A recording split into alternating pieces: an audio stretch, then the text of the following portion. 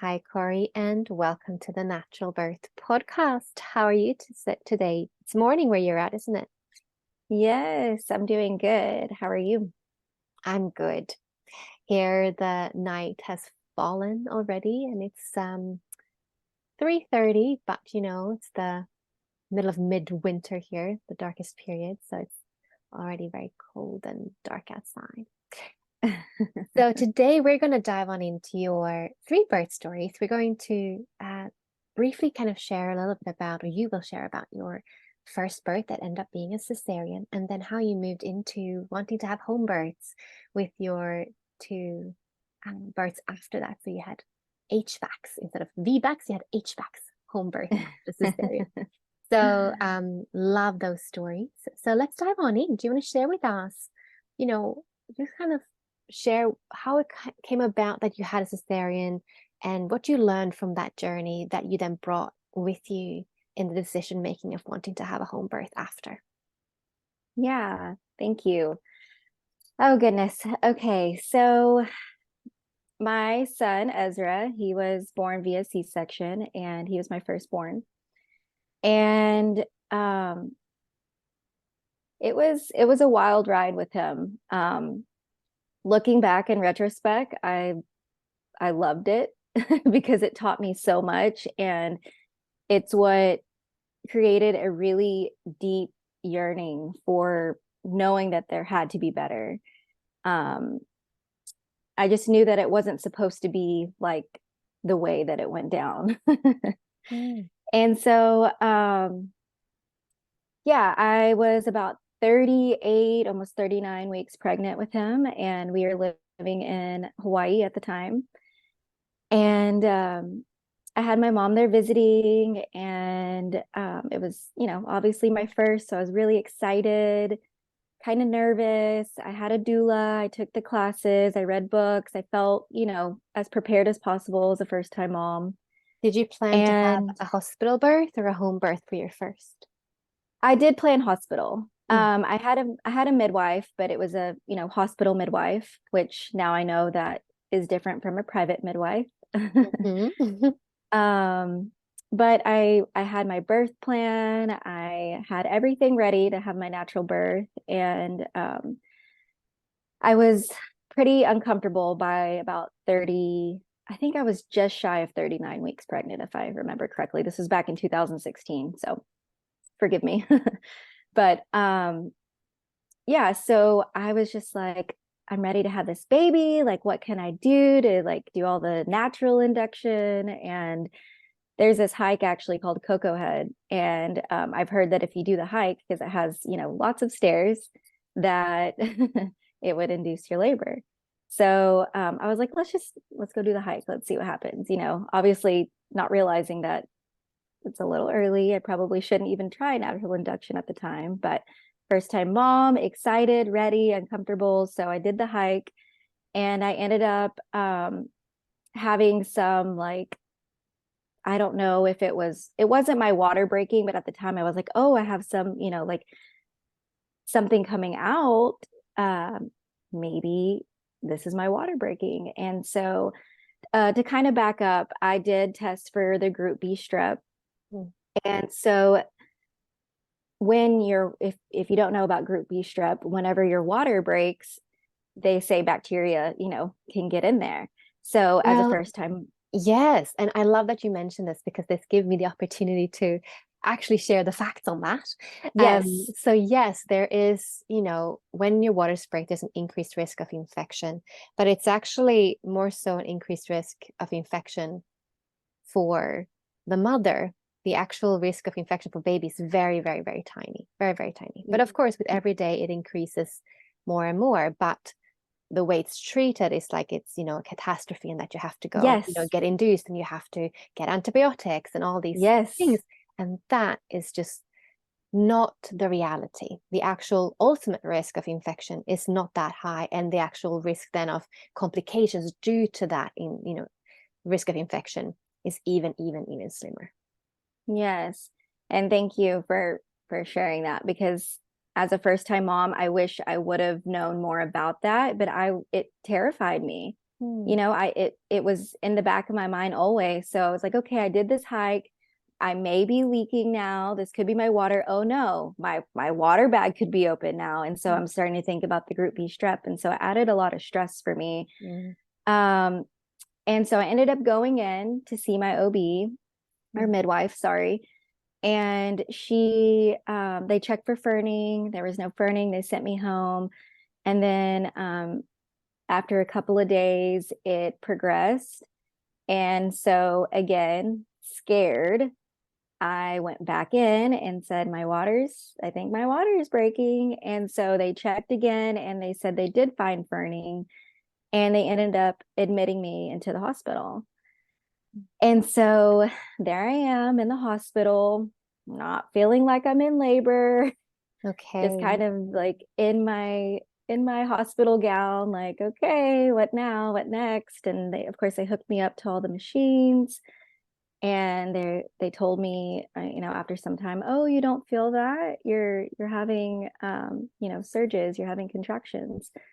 And I was like, no, I don't feel anything. And so fast forward, I was there for quite some time, and it ended up not progressing, of course, because obviously my body was not ready, my baby was not ready. And then they start talking Pitocin, which in my birth plan, I asked them not to offer me anything. And they, of course, I wasn't on the right time schedule for them.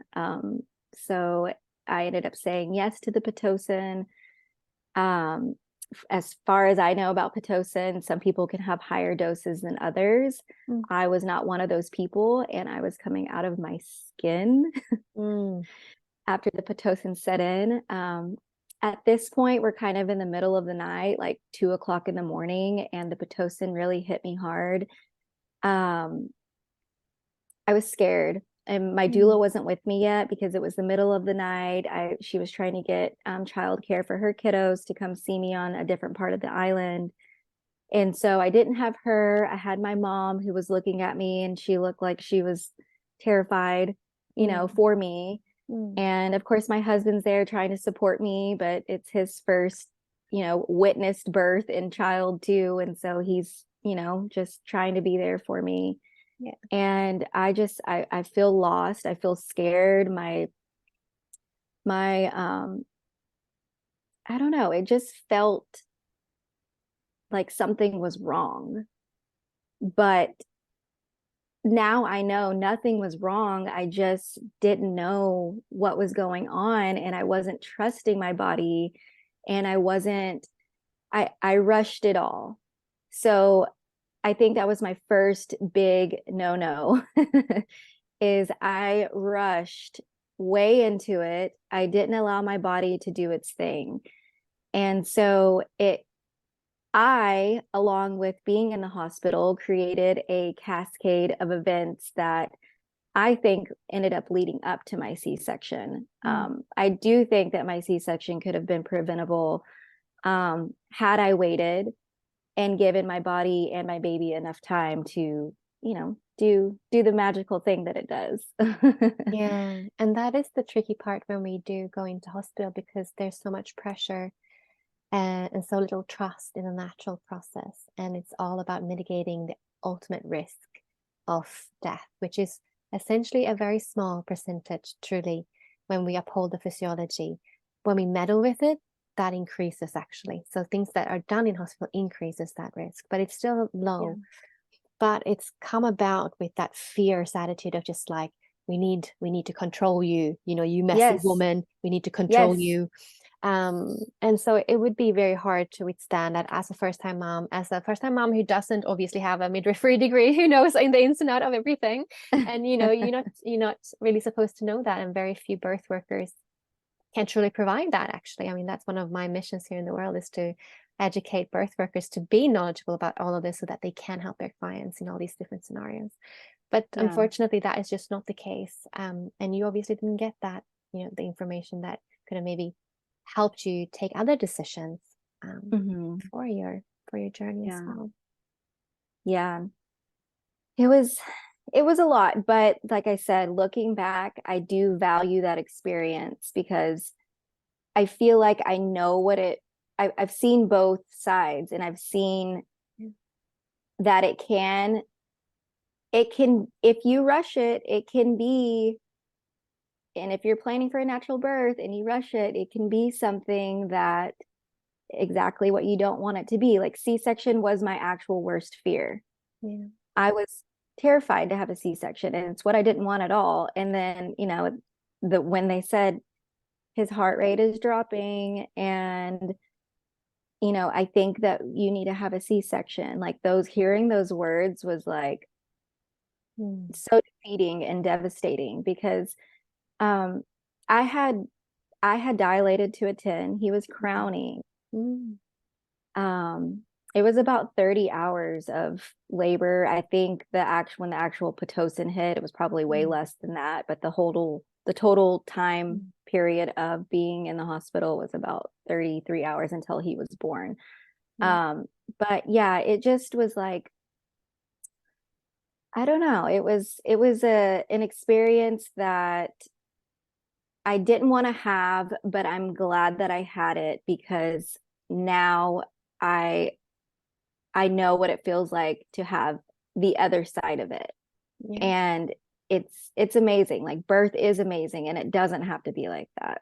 Yeah. Yeah, you have a full scope of embodied experience of being in hospital, being induced or augmented, as you were, and having the full range of interventions up until cesarean. And you've also had the Yeah. absolute opposite, which we will dive on into. And Yeah. yeah, that's wisdom in itself for sure.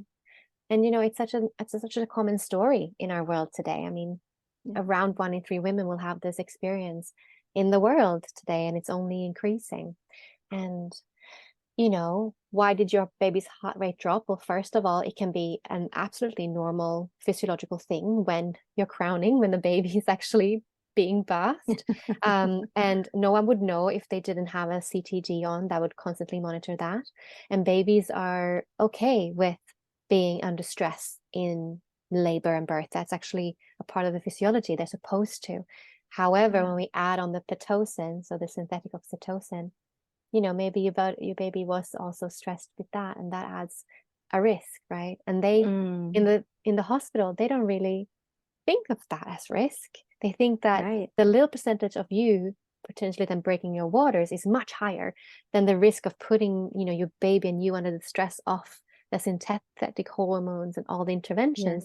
That somehow is like, no, there's no risk with that, but that is what's causing all the trauma and all the drama. Anyways, we're obviously not here to dive on into all the medicalization. We're here to now share your success stories of having HBACs after cesarean. So let's move on into that. So after your first birth, what made you go for a home birth after cesarean after that? Yeah. So, okay. These are the better stories. I can't wait to get into, because these give me life. So yes, I got pregnant, and I think it was like closer to the end of 2019. And we were in Texas now. We weren't in Hawaii anymore. And I hadn't really had a family doctor here. We had moved here in 2017. I just, don't really like to go to the doctor unless I have to. So I went and found an OB, got an ultrasound, did an interview with her. And after my first appointment, she knew I was a VBAC, and she told me that she would let me try to VBAC. And and that I had to have an epidural no matter what. Yes. And I was like, well, I want to have a natural birth. I don't want an epidural. And she then began to talk about how, I'm very petite, kind of insinuating that, I'm small, and that's probably why I wasn't able to birth vaginally before. And so, I'm just listening to all of this. We get the ultrasound, and I go back and talk to my doula back in Hawaii, and she's like, congratulations, and how'd the appointment go, and just talking to me. And she's the one who actually said, Cory, those are some major red flags, and I think you should, think about finding someone else. And have you ever considered home birth? And I was like, I have considered home birth, and in Hawaii, I would have loved to try, but everyone's so close in Hawaii, you can literally hear your neighbor sneeze. And so that just didn't feel good to me then. But now I'm in Texas, I live out in the country, and I was like, you know what? Home birth sounds kind of good. And so I ended up looking for a midwife and found the most amazing midwife ever. I love her so much. She, at the time, she said that her schedule was a little packed, and she led me over to a different midwife. Couldn't get a hold of that midwife. And so I said, I can't get a hold of her. And, I'm a VBAC mama, and I really want to have, a vaginal birth. And turns out she has a really soft spot for VBAC mamas. And she found space to squeeze me in. And yeah, I was planning for my home birth. Beautiful. And after I made that decision to transition to a home birth and have the midwife, it felt so good. I was like, it felt right. And I was excited. And of course, a little nervous because of my past birth experience. I did have a little birth trauma. And so, anyways, to fast forward into the actual birth, it was amazing. So I was asleep and I woke up in the middle of the night. It was about 2 a.m. I asked my husband, what time is it? And he said, it's 2, I think it's 2 a.m. And I was like, something feels different, and I got up to go to the bathroom, and I went back and laid down, and I was like, oh, maybe it's something, maybe it's not. I'm going to go back to sleep because, I want to let my body do whatever it needs to do. But I kind of had a feeling that something was happening. So I fall back asleep, and then I wake up to this electrifying, like zap almost, and I'm awake. And I was like, whoa, okay. And I asked my husband, what time is it? And he said, it's 2:22. And I was like, oh, 222, like those are my angel numbers. And okay, this, it's time. I can tell, everything feels very aligned, and I've never felt that type of sensation before. And then after that, it just kind of slowly started coming in waves.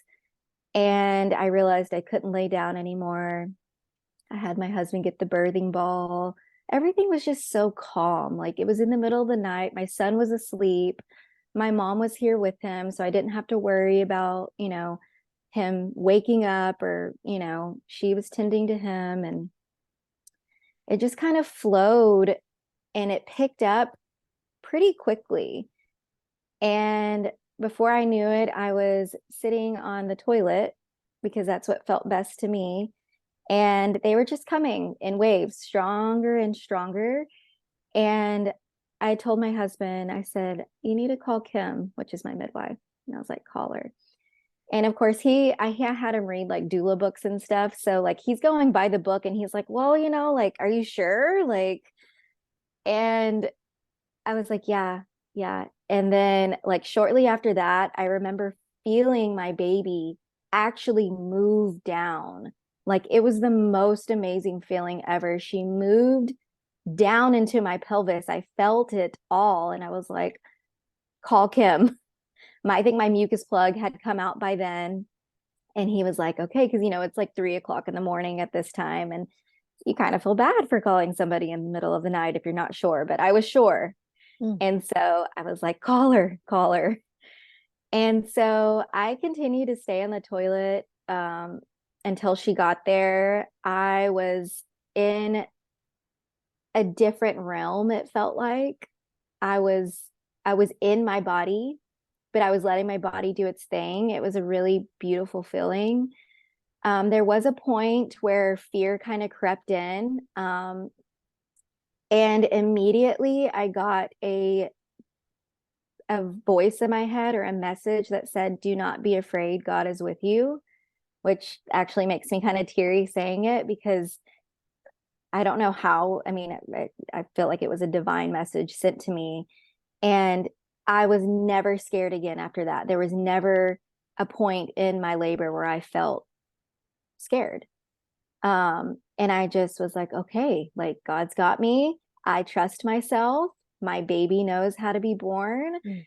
And yeah, so I don't know, time's kind of an illusion during birth. So time faded away and I ended up being in my living room at some point.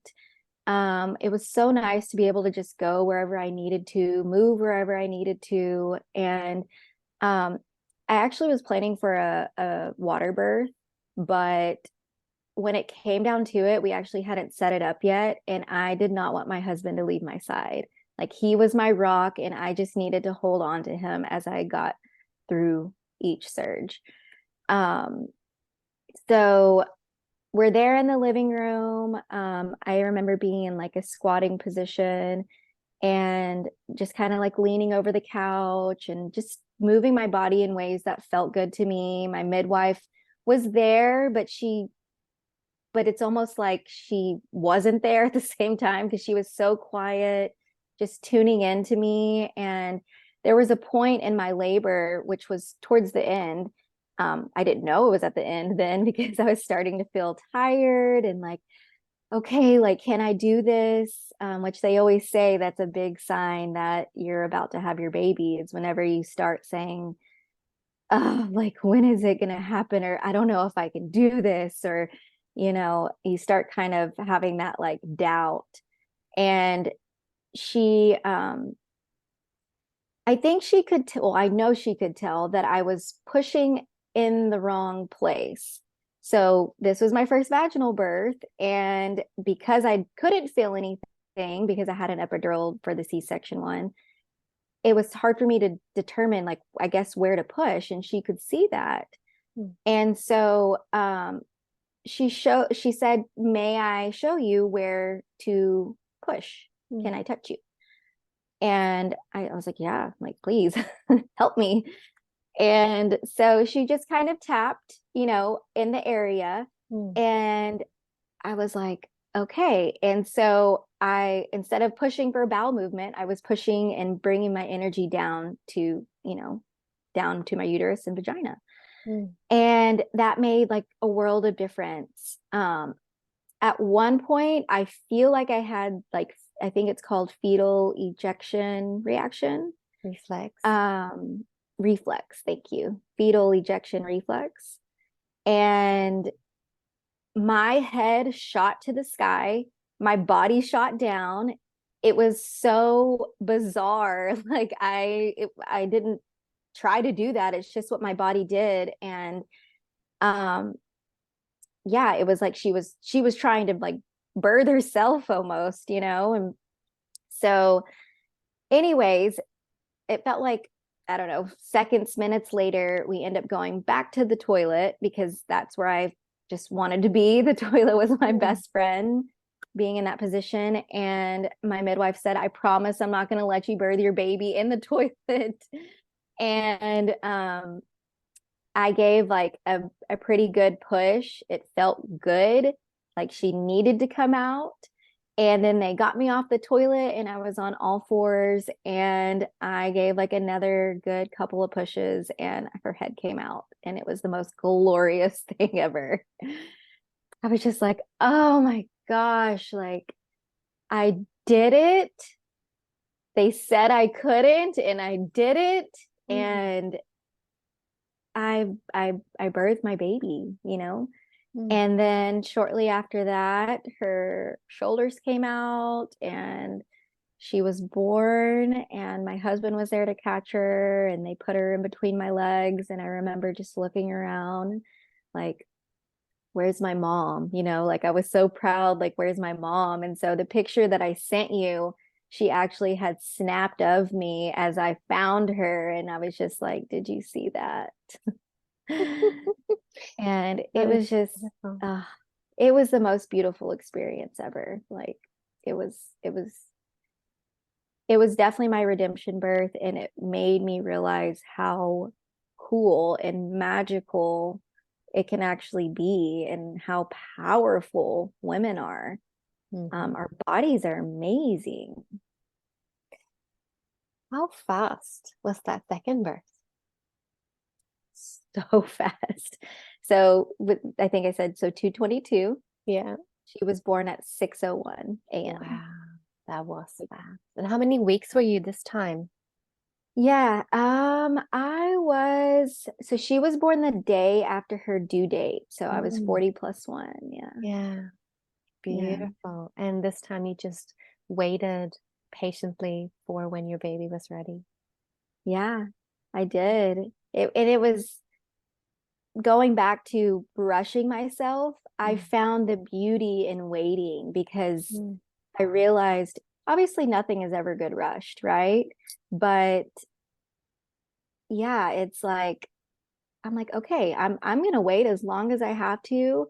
I have 2 weeks past 40 weeks. Like, I hope it doesn't take that long, but I'm going to allow it to do whatever it needs to do. And there was so much beauty in the waiting. And of course, I had my son. So I was like, we're not going to be able to have one-on-one time anymore. So I remember taking him to the park actually the night before I went into labor, and we had like, some one-on-one time together right before she was born. So yeah, there's just it was really beautiful, the whole experience. It's just such an important part of wisdom that so many first-time mamas feel so stressed. And especially coming to the 40-week mark, they all of a sudden feel like they're overdue after that, which is not true. It's actually, it's so harmful to think that way. And even at 42 weeks, your normal gestation, or maybe that baby, because all babies are different, right? And they have different gestation periods. That Yeah. baby might even need 43 weeks. And that could also be a norm, like a normal thing for that baby, for you, for that pregnancy. But we Right. so rarely see this in our world because so many women feel pressured into induction around, after 40 weeks, right?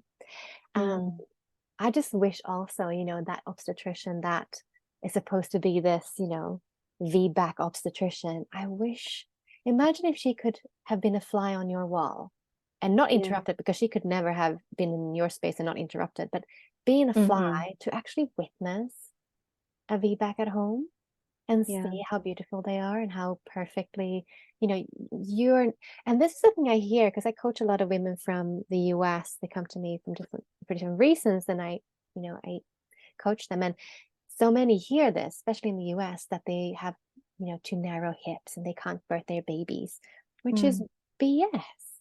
I don't know Yeah. what it is with the obstetricians in the US that keep on repeating this myth. Yeah. It's not true. I know. It sucks. Yes, and a lot I of don't women know how believe to. it. Yeah. Yeah. Yeah. So So yeah. after you birth your baby on the floor on all fours, what happens then? Do you birth your placenta in the same position, or do you go somewhere else in your house to do that? Let's see. I was pretty exhausted after that. And of course, like all my hormones and everything's flooding me. And I'm just like sitting there holding my beautiful baby girl in my bathroom. Like, so I'm laying on my side. And I'm pretty sure I just lay in that position as I hold my baby. And after, I don't know, so much time, I birthed my placenta pretty easily. Um, that was another interesting thing though, because I could feel everything, and so I was like, oh, I actually have to birth this also. Like, obviously, it's way easier and it kind of slides out, but I was like, okay, we're still having some contractions after this, and okay, and then of course when I pushed, it just kind of slid right out, and it was easy, which is a word you don't really think you'll hear with birth, but it was, yeah, it felt so natural. Yeah. Yeah. Beautiful. And did you do something special with your placenta? Did you keep it, or, how everyone has different Yeah. Uh-huh. choices I that they make with the placenta? Yeah. So my midwife had her assistant there, and she actually encapsulates it. And so I had her take it and we encapsulated it. And yeah, I still have some actually. Beautiful.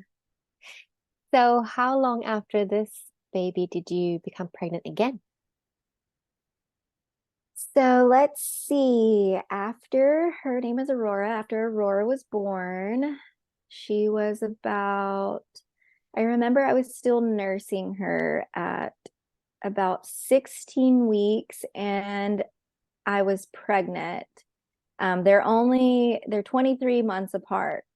Whoa. Yeah. That was not So planned, was it? no, not necessarily, no. Um, So that was about, what is we that? weren't About 4 months preventing, but after. Mm.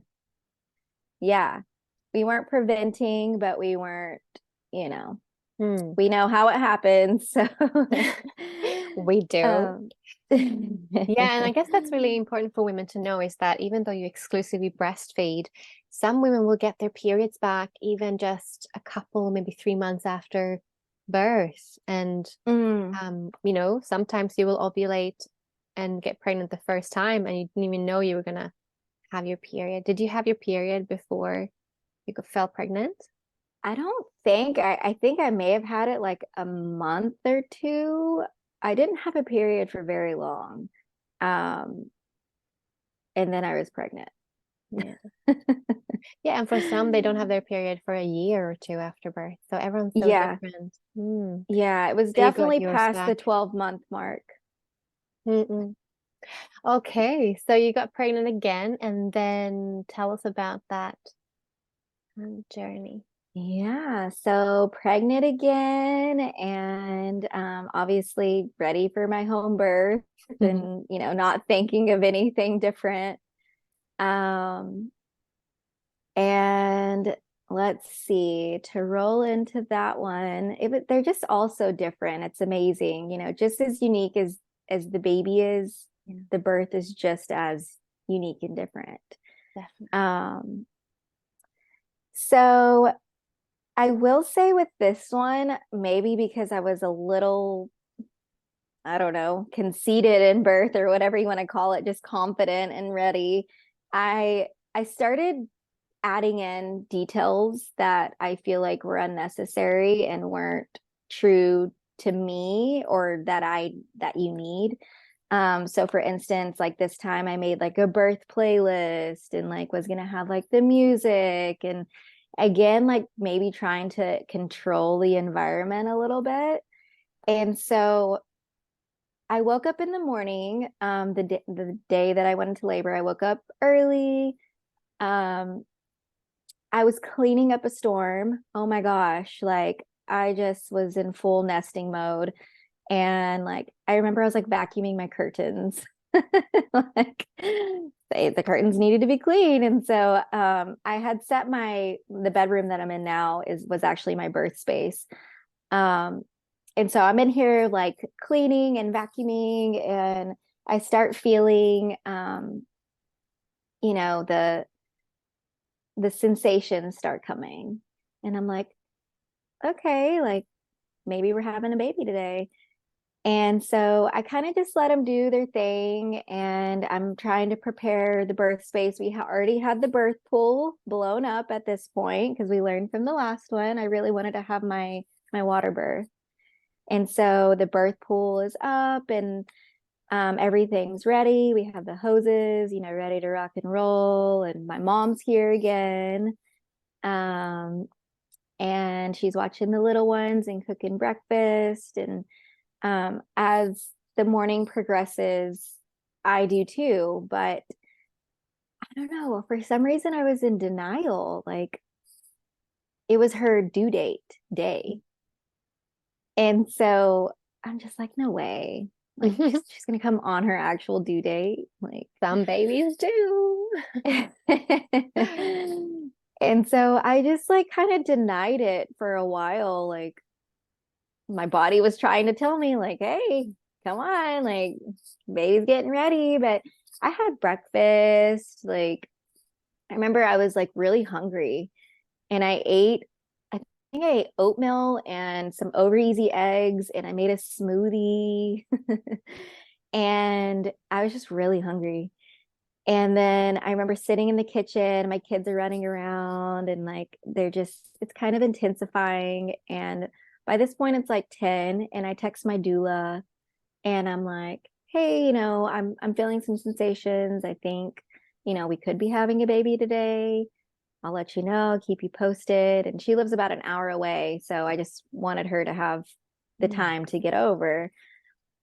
And then I was like, well, I guess I'll just text my midwife too and mention it. And so about an hour later, I was like in full blown like labor. Right. You And had it was sent out just, the text and you sent out, called the midwife, and then you just knew, boom, you were ready yeah, it was like subconsciously. everything was just like, I don't know, when I let my body do its thing, it does its thing in a very timely manner.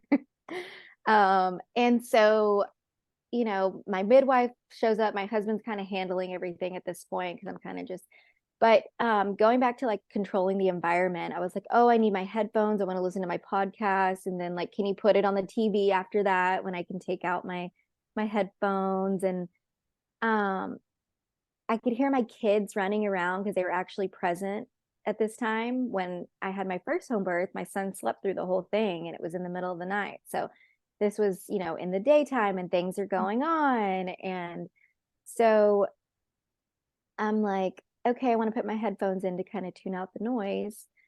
And um, yeah, it just, again, in retrospect, looking back, I was trying to control a little too much. And I think it did affect me from getting into the deepness of labor and of birth. And so I had my headphones in, everyone's kind of showing up, and I'm doing my breathing and on my ball and just kind of like flowing with it. And when it starts to kind of pick up, I decide to take my headphones out.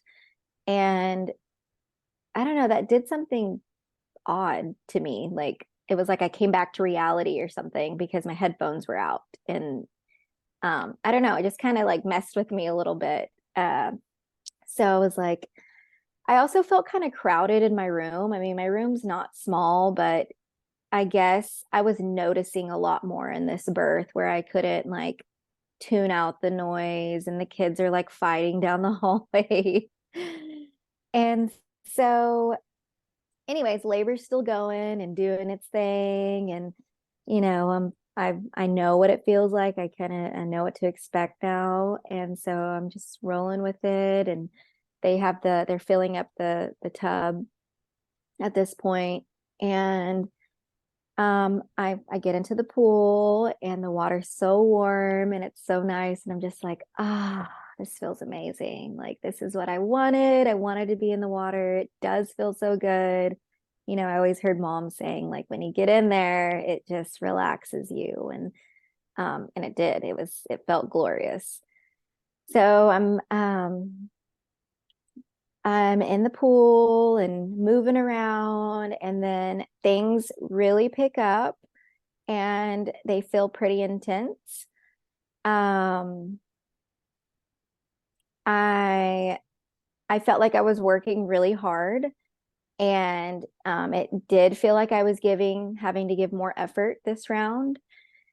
And so my body is just like so powerful right now, like with the surges, and just like they're coming back to back, and just I was bearing down. So it like I wasn't mentally, I was not doing it. My body was doing this. And it was just like this strength. Like it was unreal, the strength that I felt to push my baby down. And my midwife started to notice that, are how are you feeling? She noticed that the baby wasn't coming out whenever it looked like the baby was supposed to be coming out. And I was just like, I don't know what's going on. Like I started like breaking down into tears, like like, oh, this just is like, wow, this is so powerful. And like, I'm trying to get the baby down and I just couldn't feel her come down at the time. And so I just remember in my head, I was like, I don't give an F. I am having this baby. I am going to get this baby out. I don't know what's going on in there, but this baby is going to come out and everything's going to be fine.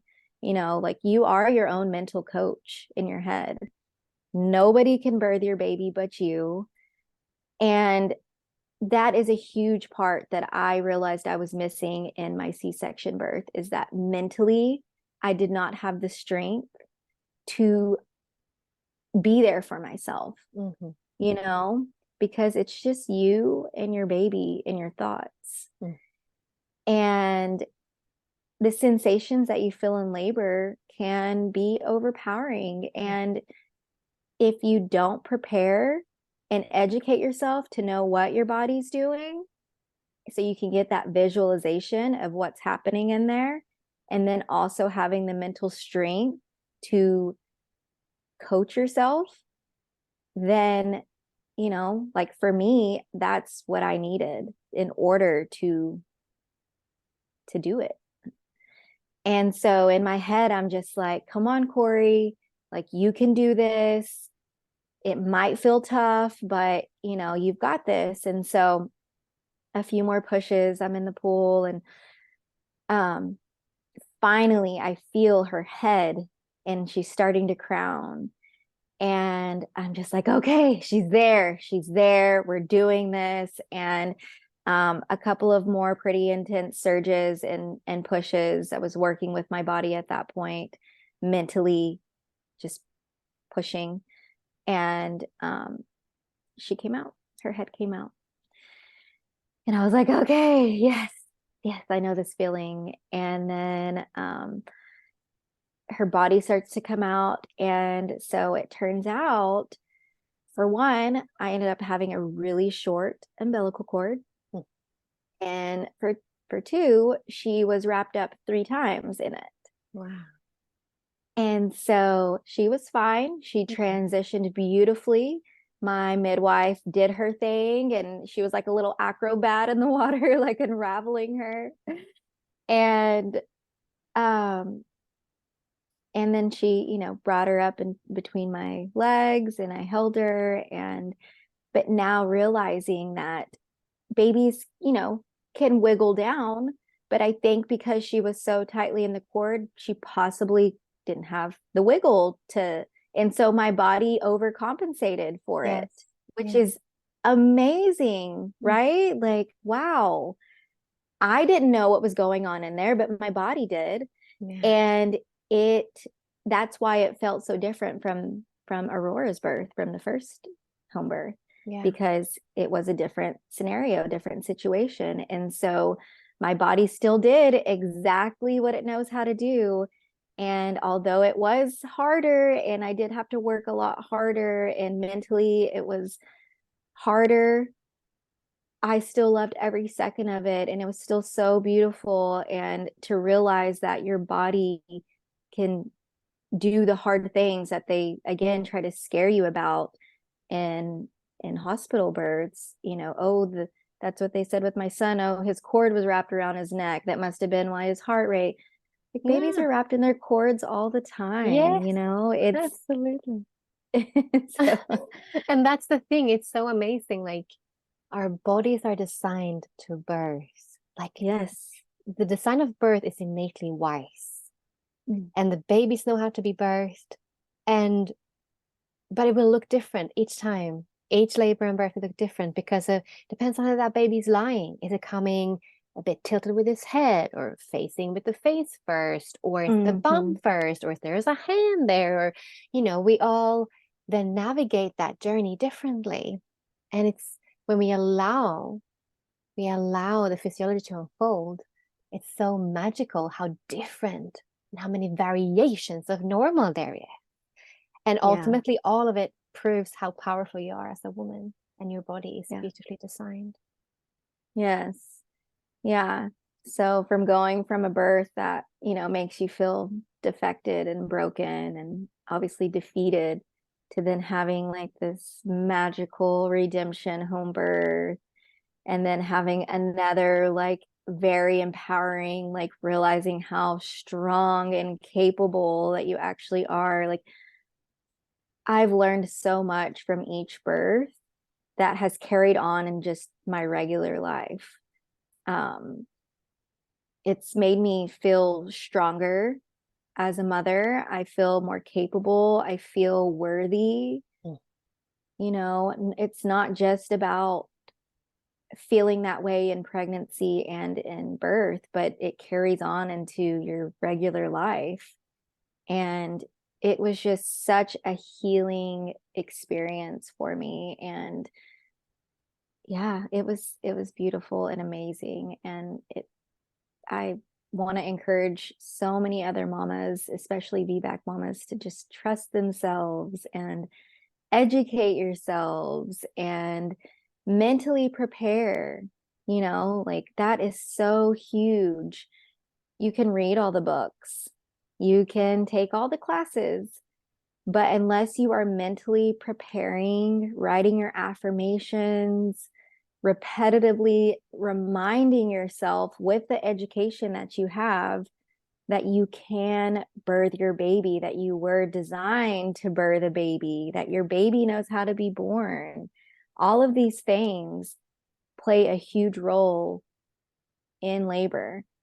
And when times get challenging, you'll have yourself to rely on to get yourself through those hard parts.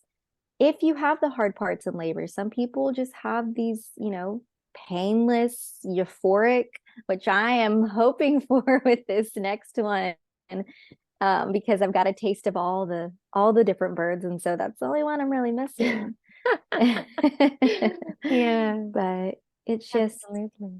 whatever it is, whatever your birth experience, it is beautiful, and you can always learn something from it. And absolutely.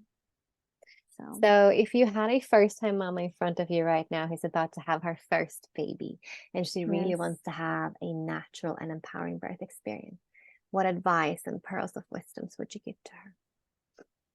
Yeah, so I would tell her to educate herself, read some self-development books. I really love Hypnobirthing. That book changed my life. It focuses a lot on preparing your mind, and I would tell her to just don't rush it. Don't make the mistake like I did. Just enjoy being pregnant as much as possible. Take that time to prepare for labor, and to just trust herself and use her instincts and tap into her intuition, because she has all of those things. And she just needs to trust herself, and I think everything else will flow. But education and mental prep is the two major ones that I would suggest.